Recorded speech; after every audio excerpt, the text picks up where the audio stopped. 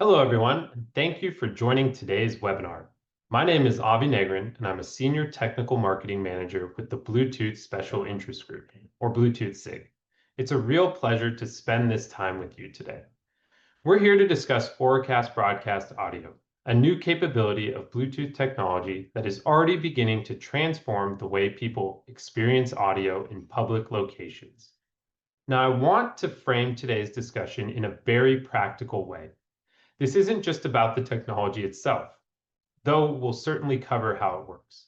This is about how each of us can help spread awareness, inspire adoption, and ultimately make public spaces more accessible, more engaging, and more enjoyable for everyone. Auracast represents one of the most significant leaps forward in audio accessibility since the introduction of the first assistive listening systems. The goal of today's session is to give you both the knowledge and the resources you need to confidently advocate for this technology in the spaces that matter to you, whether that's theaters, houses of worship, stadiums, universities, or beyond. So with that in mind, let's look at our agenda for this session. Here's a quick look at what we'll be covering today. We'll start with an overview, a simple, clear explanation of what Auracast broadcast audio is and why it matters. Even if you already know the basics, this section will help set the stage and give us a common foundation. From there, we'll move into some real-world momentum and success stories. These are examples of Auracast being deployed in different types of venues and the impact it's already having. Next, we'll shift gears into the heart of today's session, advocacy. I'll share tools, resources, and practical guidance to help you introduce Auracast to venue owners, decision makers, and other stakeholders. The goal here is to give you confidence and a clear path forward so advocacy feels approachable and effective. And then we'll have a special one-on-one conversation with Andrew Bellavia. Andrew is a leader in hearables, accessibility, and hearing health, and he brings a deeply personal perspective on why this work matters. Finally, if time allows, we'll try to answer a few questions at the end of the presentation. As a quick reminder, please submit any questions during today's session using the Zoom Q&A. Since we may only have time to address a couple of questions live, we'll be following up with an FAQ by email within the next week to cover even more of the excellent questions we receive. By the end of today, I hope you will not only understand the value of Auracast, but also feel inspired and equipped to help bring it into more public spaces. Very briefly, let's set the stage. Bluetooth has been leading innovation in wireless audio for over 20 years. But years ago, member companies started looking ahead and planning for what's next in wireless audio. And one group of members at the center of that initiative was hearing aid manufacturers and organizations from the hearing industry. They approached the Bluetooth SIG and spearheaded the project that has now resulted in LE audio, the next generation of Bluetooth audio.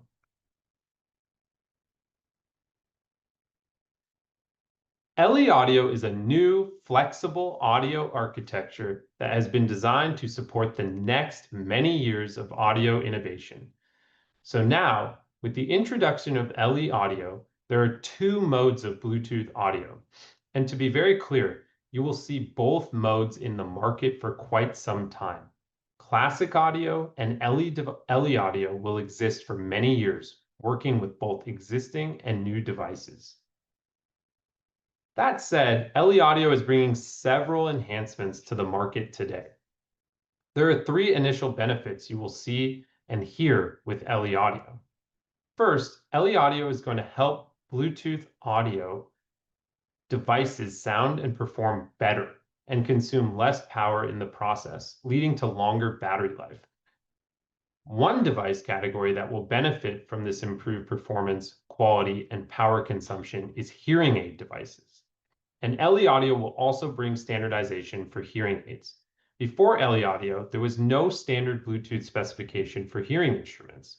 This led to proprietary extensions and approaches, including those from mobile OS providers, most notably Apple's MFi and Google's Asha.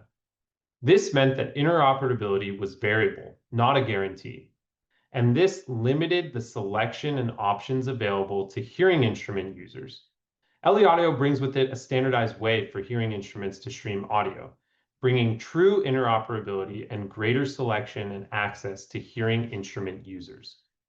The third benefit of LE Audio is the introduction of Auracast broadcast audio, which we'll be talking about today. While we're certainly excited for the performance improvements LE Audio will bring to all Bluetooth audio devices, we are extremely excited for both the standardization of hearing aids and the emergence of Auracast. We believe it will enable the next generation of assistive listening in public spaces for many different varieties. With Auracast, we are truly redefining what it means to access audio in both private and public spaces. Let me walk you through what makes it so powerful. First, Auracast enables a broadcast model. Instead of pairing one device to another, a single source can now transmit audio to an unlimited number of in-range devices. That means anyone with Auracast-enabled earbuds, headphones, hearing aids, or speakers can tune in instantly and directly. Second, it's becoming a standard feature in countless Bluetooth audio devices we all use every day. Any company that builds Bluetooth audio devices can choose to enable it, and many already are. Third, the experience is flexible and powerful. Auracast supports multi-channel, multi-stream audio with low latency and high-quality sound. This isn't limited to music or speech. It's built for everything from live announcements to personal entertainment to assistive listening. And importantly, it offers both open broadcasts and private, password-protected ones. That means a public space can make an announcement available to everyone in range, or a venue can create controlled streams like an audio description track in a theater or a translation channel at a conference. Now let's step back for a moment and think about the human side of this. For someone with hearing loss, walking into a space where Auracast is available can be life-changing. Instead of relying on clunky, specialized equipment, venues must manage and people often hesitate to use, they can simply use their own personal device, their own hearing aid, their own earbuds, their own phone. Direct-to-ear audio without barriers. But it's not just about accessibility. Imagine being at a gym and streaming the TV above the treadmill straight to your earbuds, or being in a stadium and choosing which language commentary you want to hear in real time. That's what we mean by redefining access. Auracast is delivering new, inclusive, and often life-changing experiences, not just for people with hearing loss, but for everyone. Let's take a look at what Auracast broadcast audio can mean in real life, starting with these examples. You're waiting for transportation in a crowded space. The announcements are muffled and hard to hear. With Auracast, you can join the space's broadcast right from your phone or earbuds, so every update comes through clearly and directly to your ears. Now imagine you're sitting at a bar while you wait for that transportation. TVs are on everywhere, but the sound is off. With Auracast, you can simply tune into the audio stream of the TV you're watching. You can hear the commentary or news broadcast in real time without bothering anyone else. Maybe you're traveling with a friend or your family. With Auracast, you can all connect to the same stream from one phone, tablet, or laptop. Instead of passing around earbuds, you can each listen to your own devices, synced together. Once you board, Auracast can transform the actual transportation experience. You'll be able to connect to your own earbuds or hearing aids directly to the entertainment system. No more fiddling with adapters or having to use provided devices. Finally, think about being at your destination, in this case, a concert. Beyond just amplifying the music, Auracast can also support multiple streams, audio descriptions, translations, or enhanced listening experiences. Everyone in the audience has the option to connect in a way that works best for them. So whether you're traveling, relaxing, or enjoying a live event, Auracast makes audio more accessible, more personal, and more convenient in everyday life. Now that we've seen what Auracast can do, let's talk about where the technology is available today. First, there are already more than 115 Auracast-enabled devices on the market. That number is growing quickly as more companies build Auracast into their latest products. Second, and just as important, we're seeing strong adoption from major consumer brands like Google Android, which now has native support for Auracast in Android 16. And some of the biggest names in headphones, earbuds, and hearing aids are actively supporting Auracast. That means when someone goes to buy their next pair of earbuds or update their hearing devices, there's a good chance Auracast will already be built in. On the commercial side, we now have multiple commercial transmitters available as well. These are the systems that venues can install to broadcast audio throughout their spaces. The exciting part is that these transmitters are not just available, they're already being deployed in venues. And for anyone who wants to track what's out there, we've made it easy. At bluetooth.com/Auracast/find a product, you'll find an up-to-date list of Auracast-enabled products from across the ecosystem. So the momentum is real. The devices are here, and the adoption is growing every month. This is no longer a future concept. Auracast is happening today. Now let's shift from the technology itself to the real-world impact we're already seeing with Auracast. Since late 2024 and throughout this year, adoption has really started to accelerate. And what's so exciting is the variety of places Auracast is being put to work.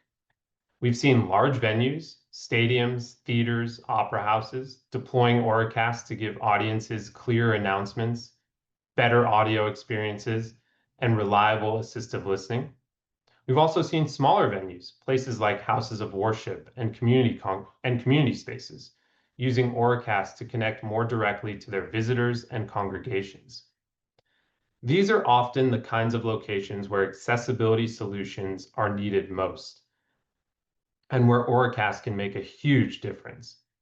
There have also been some exciting firsts. Deployments in transportation hubs, stadiums, and classrooms. These early rollouts are providing what's possible and paving the way for broader adoption.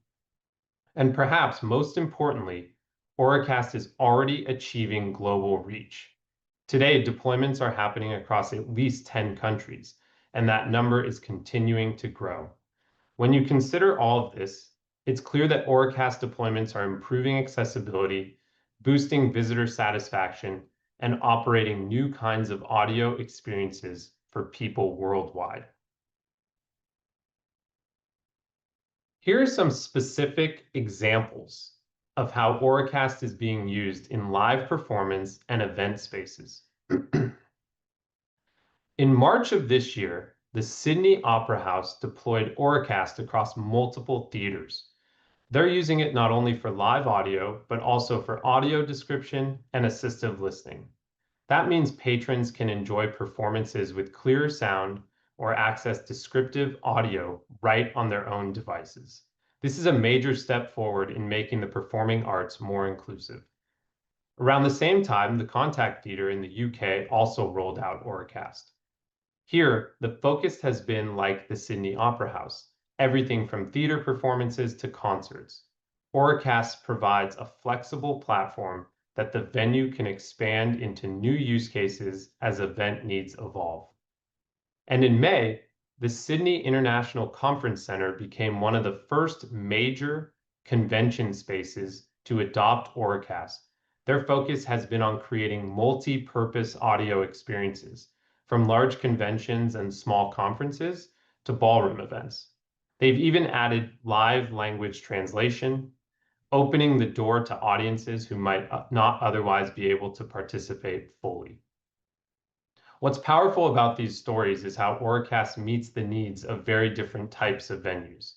An opera house, a theater, a conference center, all have different audiences and requirements, but the technology adapts to each setting.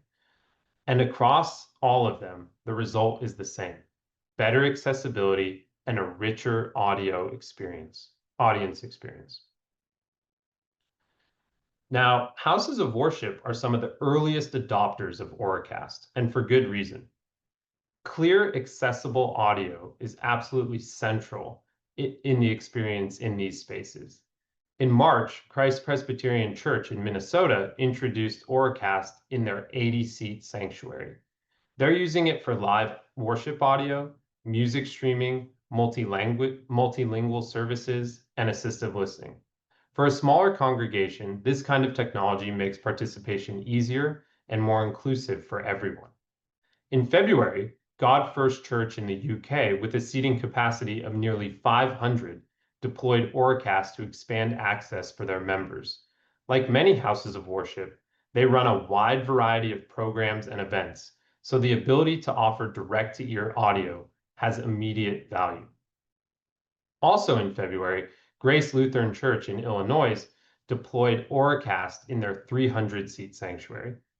Again, the applications range from live worship services to music events, meetings, and programs. Members can connect directly with their own devices, eliminating barriers and making participation feel more natural. What these examples show is that Auracast isn't just for the largest, most high-profile venues. It's equally powerful in community-focused spaces. For houses of worship, it brings people closer to the message, the music, and to each other, with a simplicity that benefits both the congregation and the staff. Now let's examine how Auracast is being used in large and dynamic environments, such as stadiums and universities. In June, Stadium Taranaki in New Zealand, with a seating capacity of over 21,000, deployed Auracast. Fans can now access real-time commentary, multi-language broadcasts, and assistive listening, all directly in their own earbuds or hearing aids. This transforms the stadium experience, giving every attendee the chance to follow the action in the way that works best for them. In April, the University of Arts London rolled out Auracast in their creative computing space. They're using it for live audio streaming and collaborative events. Whether it's a course being taught or a workshop, students can connect instantly and hear every detail, no matter where they're positioned in the room. Earlier in January, the University of St. Andrews in the UK introduced Auracast in key student affairs buildings.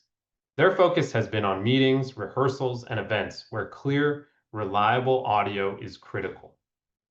Together, these examples highlight the versatility of Auracast, from massive stadiums with tens of thousands of fans to intimate classrooms. The technology adapts seamlessly. And in both cases, the result is the same: clear audio, greater accessibility, and more engaging experience for everyone involved. Now that we've seen how Auracast is being deployed around the world, let's turn our focus to the role advocacy plays in accelerating this momentum and how you can get involved. The opportunity in front of us is huge. Auracast can dramatically enhance accessibility, improve audio quality, and elevate visitor experiences in both private and public spaces. Whether it's a theater, a house of worship, a university, or a stadium, the ability to deliver direct-to-ear audio has the power to transform how people connect to the world around them. But here's the challenge: awareness. Many venues and decision makers simply don't know about this technology yet. Others may have heard of it, but don't understand how easy it is to enable, or the real difference it can make for their audiences. That's where advocacy comes in. Each of us has a role to play in bridging that gap, in sparking awareness and helping venues understand the value of Auracast. The goal of this portion of the webinar is to give you the tools and the confidence you need to introduce Auracast to the people who make adoption happen. We'll walk through practical steps for preparing to have those conversations, how to anticipate questions, and how to use real-world success stories to make the case compelling. Because ultimately, this isn't just about the technology. It's about the people, people who deserve to hear clearly, to participate fully, and to feel included in every experience. Advocacy is how we connect that promise of Auracast with the places where it can have the greatest impact. Let's talk about how you can prepare to advocate for Auracast in your own community. Step one is to learn the basics. Make sure you understand Auracast features, the benefits it provides, and what kind of devices are compatible. The more comfortable you are with the fundamentals, the easier it will be to explain them in a way that resonates with others. Next, know the venue. Every location is different. Identify who the key decision makers are. It could be facility managers, an AV team, or even an accessibility coordinator. Look at the existing assistive listening systems, the room layout, and the type of events the venue typically hosts. All this context will help you tailor your pitch. Then it's time to build your pitch. The Bluetooth SIG has created materials you can use, including presentations, checklists, and conversation guides. When you leverage these, make sure to highlight the benefits for people with hearing loss, but also show how Auracast improves the experience for everyone. That's often what resonates most with decision makers. A big part of building your case is to share success stories. Point to examples from similar venues, like the ones we've covered today, to show that Auracast isn't just theoretical, it's already working in practice. You'll also want to anticipate questions. Be ready to explain things like compatibility with existing devices, what equipment a venue might need, and how the system benefits a wide range of users. The more prepared you are, the more credible you'll sound. After the initial conversation, it's critical to follow up. Keep the dialogue going. If the venue is interested, help connect them with AV experts or solution providers who can guide the technical side of deployment. As we covered earlier, you can find solution providers at bluetooth.com/Auracast/find a product. Finally, remember to gather feedback, both from the stakeholders you're talking with and from the audiences who experience Auracast. Every conversation helps us refine the way we introduce this technology and build stronger advocacy in the future. So to summarize, advocacy isn't just about giving a one-time pitch. It's about preparation, listening, and building relationships that help venues see the value of Auracast and take the next step towards adoption.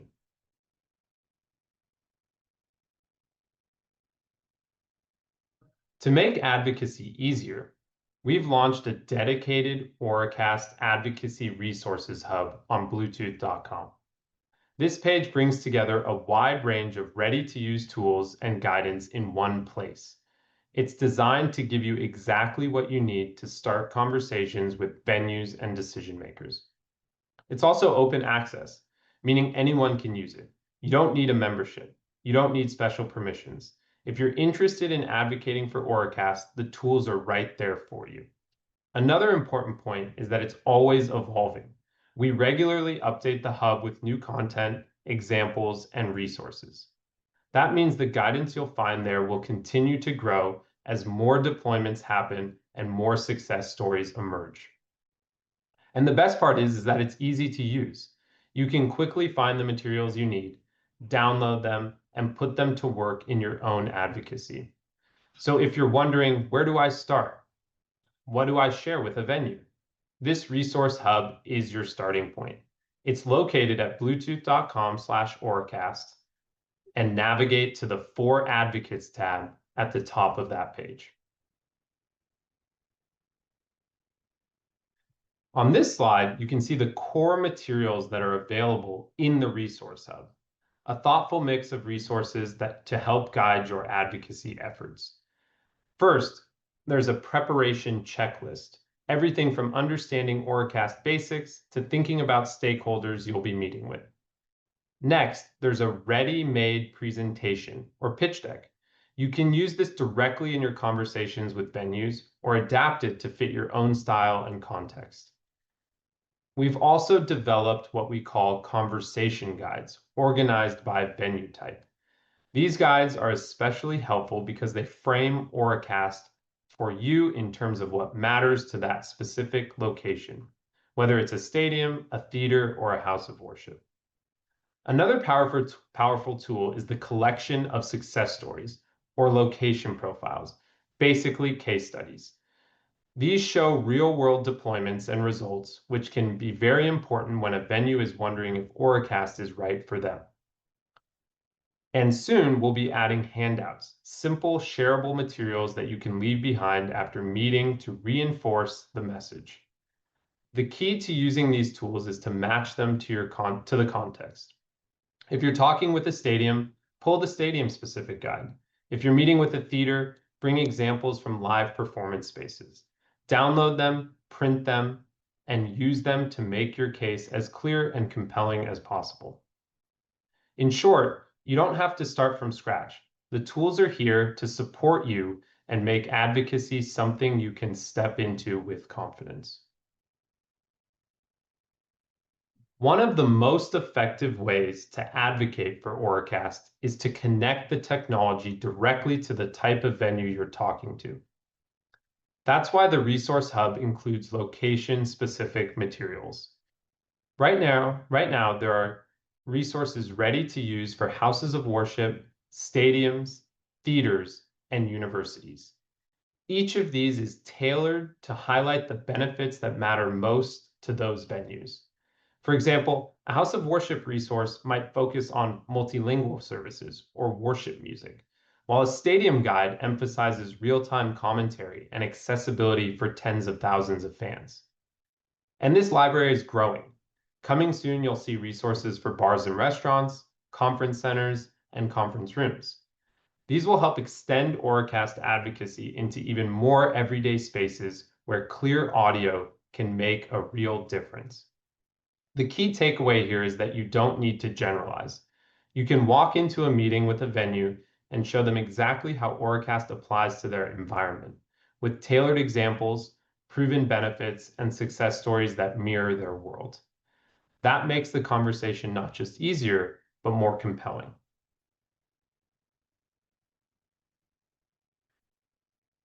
So we've covered a lot of ground today, from how Auracast works, to real-world deployments around the globe, to the tools and resources you can use to advocate in your own communities. In a minute, I'd like to bring in someone who has been at the forefront of this conversation for years, Andrew Bellavia, to share his firsthand insights with you all. First, let me give you a little bit of a background on Andy. Andy is an early pioneer and thought leader in hearables and hearing health. He's also a strong advocate for accessibility and innovation in hearing care, and his personal journey with hearing loss gives him a unique perspective on why this technology is so important. Andy is based in Woodstock, Illinois. He's the founder of Aura Futurity and a co-host of This Week in Hearing and a board member of ALTI, the Audio and Loudspeaker Technologies International Association. I'm thrilled to welcome him today to share his insights and how to successfully promote Auracast in public venues, and to help us think about the human impact of this technology. Hey, Andy, how's it going? Fine. Thanks, Avi. It's great to be here. So I just want to run through a few questions with you to help our audience understand more about your advocacy experience and how it can help, other people in the same situation. So, as someone who's clearly passionate about audio accessibility and improving experiences for people with hearing loss, what first stood out to you about Auracast and its potential to transform those experiences? Well, I was first fitted in 2018, so that's about 7 years ago now, and I quickly realized the value of direct streaming in different situations. Direct streaming and getting corrected audio through your hearing aids is brilliant. Now, I've been doing that on web meetings and that sort of thing, but live theater was always still a problem. Uh, at least in my area, FM systems are typically the ones that are used. And like a lot of people, I didn't necessarily want to have the thing hanging on my neck. Uh, I could plug in my remote microphone, which would then allow me to wirelessly stream up and set the receiver down. But the other problem is that in a lot of the locations, the FM systems just didn't work that well. And they're, in many cases, even unusable. So clearly, a better system was needed. And these are locations that chose not to install loops. And so I personally don't think it's a loop versus Auracast situation. I think it's actually other systems versus Auracast, because Auracast is a lot more robust in its performance than FM or IR based systems. And that's how I ended up becoming an advocate for Auracast. That's perfect. Thank you for that. It sounds like, that really sparked your journey as an Auracast advocate. Can you tell us about one of your first experiences advocating for Auracast and the type of venue where it happened? Yeah, so this is really recent because it wasn't until, earlier this year when you could actually get venue class transmitters to advocate for. I had been doing presentations and education on Auracast for probably about 3 years now, but could not actually advocate in locations until just this year. I mean, my very first effort was actually at our own church, which is Grace Lutheran in Woodstock that you highlighted earlier. But because both myself and another person named Bill Natras knew the folks at Listen Tech already, we participated in their beta program. So that's a little bit of cheating, if you will, because we were already respected within the congregation. But since then, I've now been in discussions with several other local venues. And I will mention that these things have a way of snowballing, because once we launched it properly at our church, the SIG published a case study on it. Our church office started getting calls, so many that we actually had to produce an internal FAQ for other congregations who called in asking about our system so the office could handle them. And then our denominations magazine, which is the Evangelical Lutheran Church in America, picked it up, and they're publishing an article in their next magazine issue coming out later this month. So when you advocate for one and you get an installation, it tends to then spread and influence more people to install it. Definitely. We've certainly seen that, across various venues, House of Worship being, one of those where it just really catches on, and seeing the support across similar venues has been fantastic. Reflecting on your experiences, what are the most common questions you hear from venue staff or decision makers when you suggest Oracast? Well, the hardest part actually has been getting their attention at all. I mean, the reasons can vary depending on the venue, but generally speaking, places like theaters are going to have a system in place already. In the United States, anyway, it's a requirement to the Americans with Disability Act. So they have something. And the questions evolve around, well, what can Auracast do that my present system doesn't already do? And depending on the location, you have a different conversation. In live theater, it's about the improved audio quality and in stereo. If it's a conference room, especially with those reconfigurable rooms where they move the walls around, it's about how portable it is and easy to bring in with the rest of the portable sound system. So these are the kinds of questions I typically see. What does it do for me that other systems don't do for me? And I'll also elaborate on the bring your own device aspect of it too, including with earphones as well as hearing aids. So it's really trying to overcome that initial skepticism that Auracast is different and better and has benefits for the venue. Yeah, that's great. Any other, tips that you would give for addressing some of the tougher questions or overcoming barriers to adoption? Whether it's some of the things you've mentioned or other, more challenging questions that you've faced? So I think the first thing I'd say, there are always going to be challenging questions, but the other thing to remember is that every place has a process. They have a decision-making process, they have a budget process. So it's not going to happen instantly. Just be prepared to address the challenges and work the process at that venue. So, I mean, they are tough questions, and what we have is good enough is the biggest one. And as we're in this early stage where there aren't that many people with bring your own devices, that may be hard to address. But that's moving quickly. And if you consider a venue might have a budget process that could extend out as far as a year, it's important to show how devices are now increasing rapidly. I did a presentation just last week or the week before at a local HLAA chapter, and in that room, something like between 5 and 10% of the people had Auracast capable devices in that meeting. And so it's coming very quickly now. I know that other hearing aid companies are in the process and will come quickly. So it's going to very quickly grow and proliferate. And the same with earbud companies too. So when the venue says, well, what's in it for me now? The answer is you have more people than you realize struggling to hear in your place, and it's getting easier and easier for them to walk in, turn on their device, and hear better.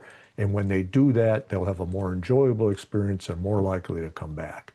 So whatever the objections are, take time. You don't have to answer everything on the first go. Acknowledge their concerns, go back, compile an answer and come back to them and have another conversation as part of their process of evaluating and eventually deciding to do this. That's great. I love, just the honesty and, candidness from your own experiences. That's great. A question that comes up a lot is how does Auracast work with existing assistive listening systems like Loop, which you've glossed over a little bit? How do you usually explain this, when you get that question or the topic comes up relative to existing assistive listening systems? So Auracast and Loop each have their own advantages. And this is why I said in the beginning that I don't think it's Auracast versus Loop.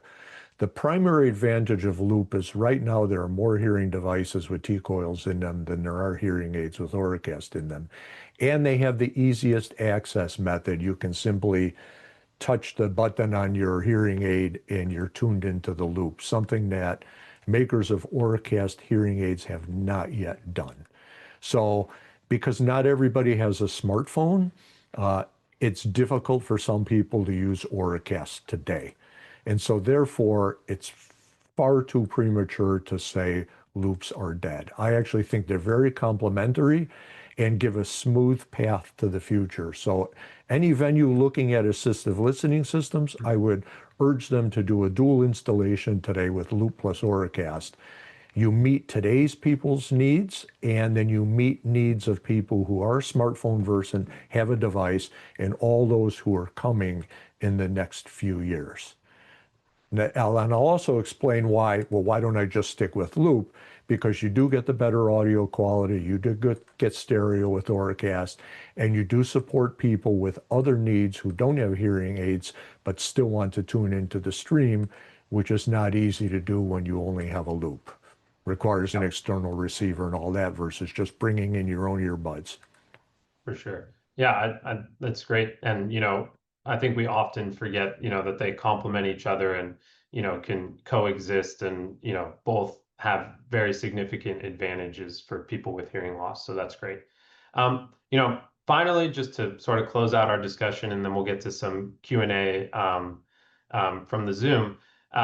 Let's just have a little bit of fun. I'd just be curious what your elevator pitch is for Auracast, and maybe you could tailor it for a certain venue or based on your own experience, but just a short elevator pitch that you typically use or something that you have found successful, I think would be interesting. Yeah. Okay. So if I take the live theater experience, Yeah, for example, okay.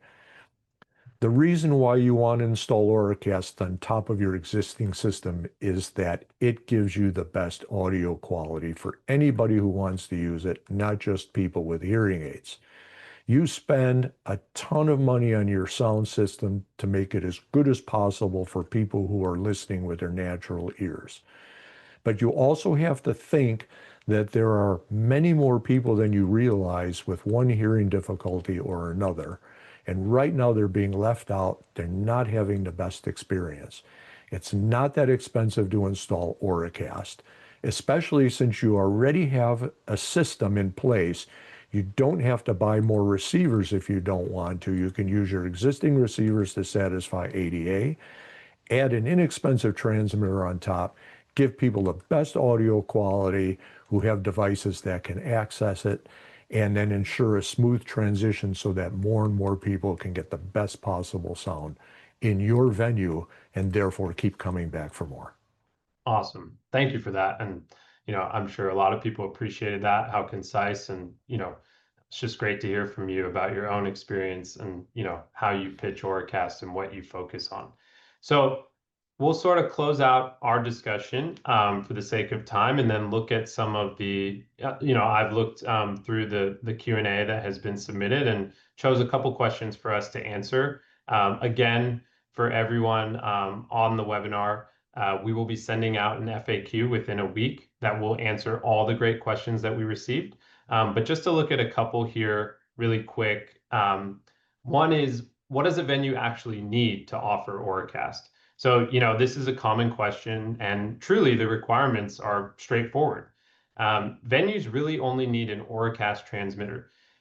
These are already available from multiple vendors. They connect to the venue's existing audio system, the same one feeding the speakers or microphones. Once installed, the transmitter broadcasts audio throughout the space, and anyone with an Auracast-enabled device can join.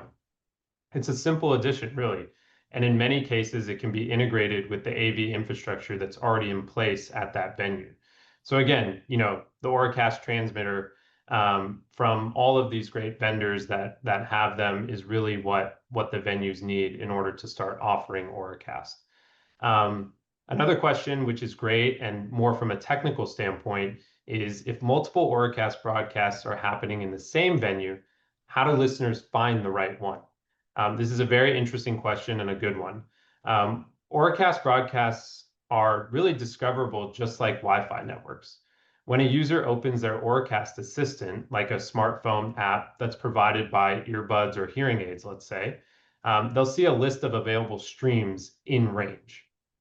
Each broadcast can also be labeled. For example, let's say main commentary or Spanish language or assistive listening.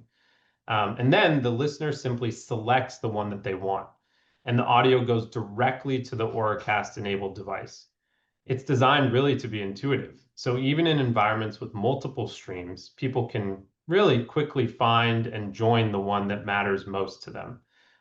So, it's a really great experience if you have multiple Auracast broadcasts that are happening in the same venue. And then, looking at one that looks like it's directed at you, Andy, which would be great for you to answer, and really a good one for us to wrap up with, which is, what is the single most important thing we should keep in mind when approaching a venue about Auracast? Okay, it's really, I would say what I mentioned earlier is that remember that they have a process. It's not going to happen all at once. And each time you advocate at a venue, you're going to find out what their concerns are, and you can learn from those and be better prepared the next time around. I mean, that's my own personal experience. The first time I had conversations with an outside venue, I learned a lot. And that's helping drive the conversations when I talk to additional ones. That's awesome. Fantastic. Again, I just want to really thank Andy, you, for your time. I want to thank everyone who joined the webinar. Again, please look out for the email from us because we'll be able to answer all of the great questions that have come in. We will post the video with captions so that you can watch it again. That video will also be sent, a link to the video will also be sent in the email. And again, just thank you so much for your time. Thank you for listening, and thank you in advance for advocating for this great technology that truly helps people everywhere. Thanks again. Enjoy your day. And thank you, Avi, for inviting me as well and giving me the chance to talk with everybody here. It was a pleasure. Absolutely. Thank you, Andy. Thanks, everyone. Take care.